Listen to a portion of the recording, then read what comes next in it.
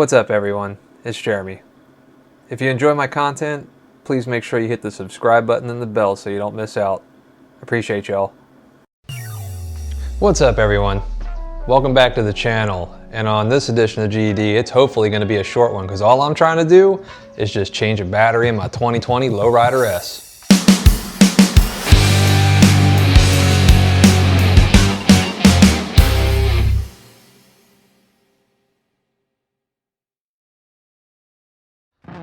I bought this bike back in 2023, right before our trip down to Tennessee, and I'm pretty sure this is the original battery that came with the bike. I haven't replaced it since, so it's about that time, but also because she did this.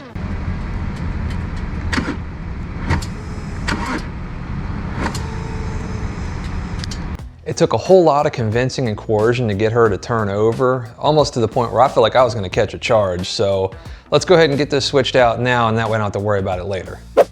So first things first, you got to get the seat off. So if you have a screw on the back, it's usually a number 3 Phillips. But if you're like me and you got the knob, all you got to do is just use your fingers to turn it and take that off. And once you got that out, just lift, pull the seat back, and you've removed the seat. Next, you're going to want to remove this bracket here, and on most M8 Softails, this is usually the only thing here, but if you have the ability to adjust your shocks and all that too, you may have some additional pieces on there. The key thing is to just either pull this piece off or at least make it mobile so you can move it out of the way when you want to get to the terminals. But to take this off, you're going to need a 7/16 socket.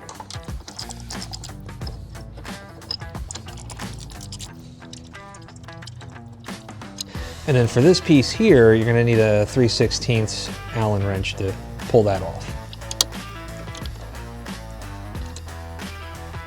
And now you're free to kind of move this around as needed. Mine do have the zip ties around there. I don't really feel like fooling with those if I can help it, so I'm just going to leave this attached and just kind of move her around as needed. Next, we want to get the side plates off here, and for that you're going to need a 5/32 Allen.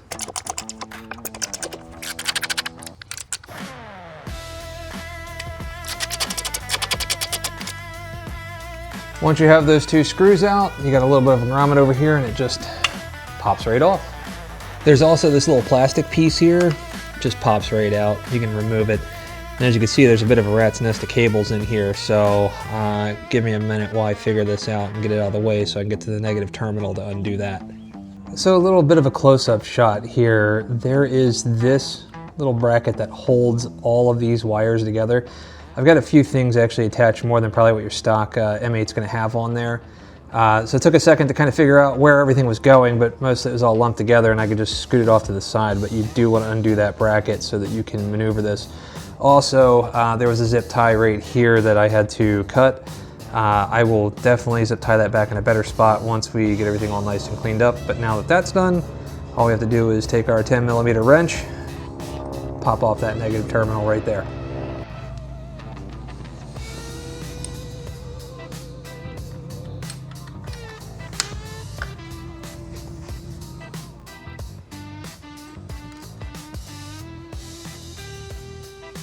Next, you got a quick disconnect here, and I believe this is to the ABS. I'm not 100% sure, but if I'm wrong, I'm sure you'll let me know in the comments. But you should be able to push this little tab down there, and it should just disconnect and pull right out. Which it does. Set that to the side. And then you'll notice it kind of has this S curve here. You should be able to slide this piece out.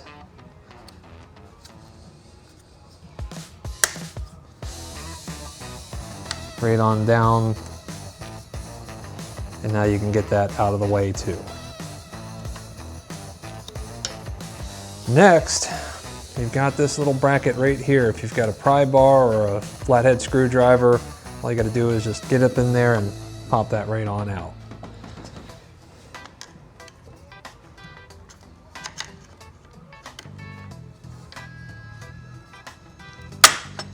Just like so. Now the fun part is going to be getting this piece off. There are 2 brackets, neither of which are super easy to get to. One over the top and then one on the side over here that you just need to basically undo, and you can pull this whole piece off and get directly to the battery. Why they didn't use a strap, I have no idea, but it's kind of a pain in the ass if you don't have an easy way to get to it. I'll show you what that looks like. So it's a little hard for me to get my light down there to show you exactly what you're dealing with, but it's that tab right there. Once you get that tab moved, the other one's a lot easier to get to, and then you can slide that whole plastic piece right on out. And now that we got those tabs moved, sorry, it was really difficult for me to also film and show you how I did it. Basically, I took a flathead screwdriver and I was able to pop that one up. You more or less do the same thing over there, it's just at a little bit of a weirder angle. But holding a camera and also trying to see and get a light down there on it too is a little difficult. But now that that's done, you should just be able to pull this whole piece right on off.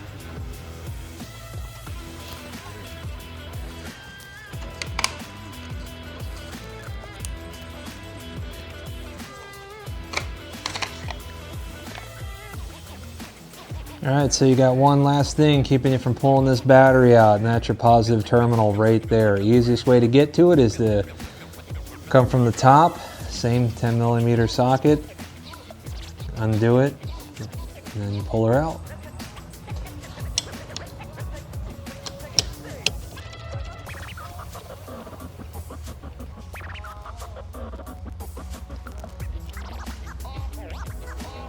Now me personally, when I go to take a battery out, I prefer to take the dipstick out just to give it a little bit more clearance, but I'm gonna pull it out now and the battery should come out, no problem.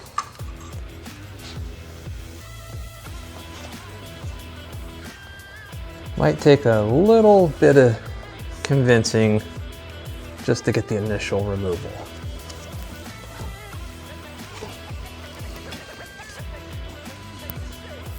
And there you go. Batteries removed. Let's go get a new one. So I'm on my way to Rommel Harley-Davidson now to get that battery. I stopped by AutoZone and wasn't too pleased with the selection, and honestly the person behind the counter was telling me that they didn't really have much faith behind that product either. So yeah, I'm gonna take your word for it on that one and just skip it entirely, which kind of raises the question to you guys, like, do you go with something like a Duralast or a AutoZone or Advanced Auto Special, or do you order kind of the more premium brands like Anti-Gravity, or do you just go with the Harley-Davidson OEM batteries, which it's going to run me about $30-ish more than the other ones, but you know, at least I have a little bit more faith behind that product, even though I'm sure they're probably manufactured in the same place and just one slap and a label on it. Well, I mean, who knows? Also, too, AGM or lithium? Let me know down in the comments. What do you guys prefer for your batteries? I've heard benefits of both. I personally prefer AGM. That's what my battery tenders are even set up for, and I'll be damned if I'm going to get underneath that rat's nest and switch out for lithium at this point. It ain't going to fucking happen on that. But, yeah, interested to know, like, what are people kind of leaning towards? At least I feel like with AGMs, you can crank her over and all that stuff if you need to, but lithium's like, once they're done from what I've heard. You know, just it won't start at all. I have no experience in lithiums, and I've been using those types of batteries pretty much for anything I've ever owned that has had 2 or 4 wheels. I've never used a lithium battery for, so I'd be interested to know what you guys think in the comments. So I'm back from Rommel Harley-Davidson with a brand new battery, and for future reference, they do not take the cores back. So if you're gonna do a battery replacement, it doesn't really matter if you take the battery out, then go get it. It might actually just be a little bit easier to go get the battery first and do it all in one shot. The only thing left to do now is to put the battery back in the motorcycle, and because I know y'all got such short attention spans and I wanna keep my video length a little bit shorter, just watch the video in reverse. That's really all it is. Put everything back the way you had it, and she should start right back up again.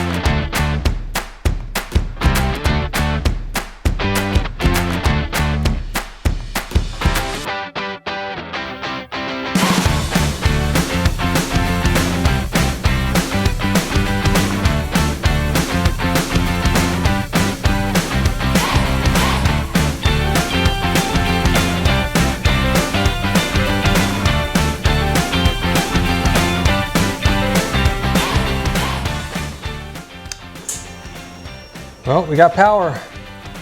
Let's turn her over. There you go.